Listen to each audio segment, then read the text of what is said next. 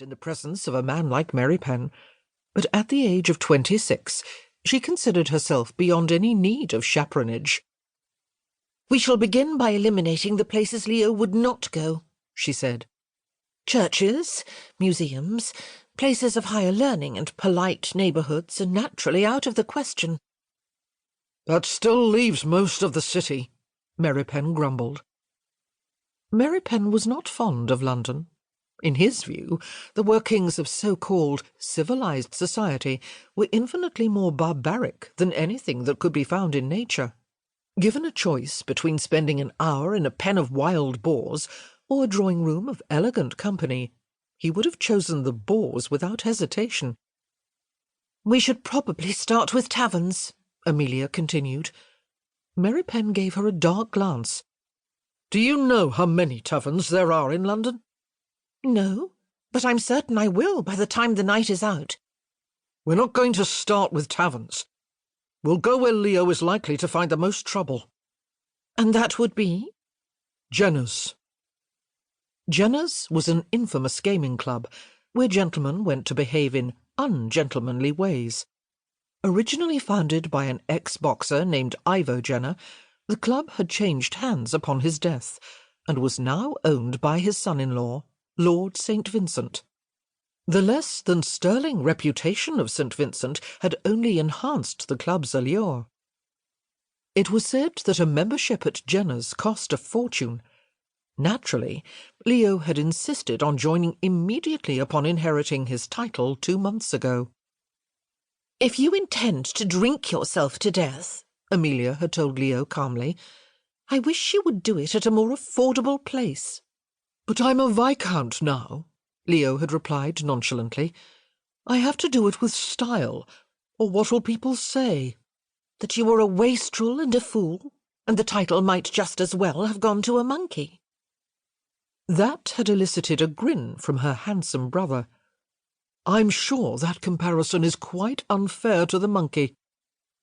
Turning cold with increasing worry, Amelia pressed her gloved fingers to the aching surface of her forehead. This wasn't the first time Leo had ever disappeared, but it was definitely the longest.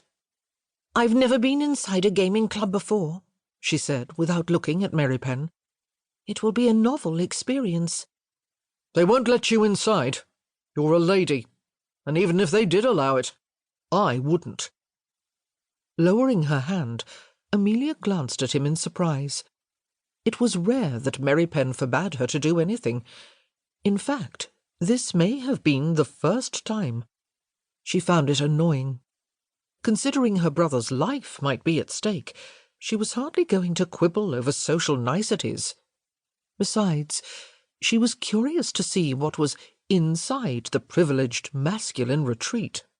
As long as she was doomed to remain a spinster, she might as well enjoy the small freedoms that came with it.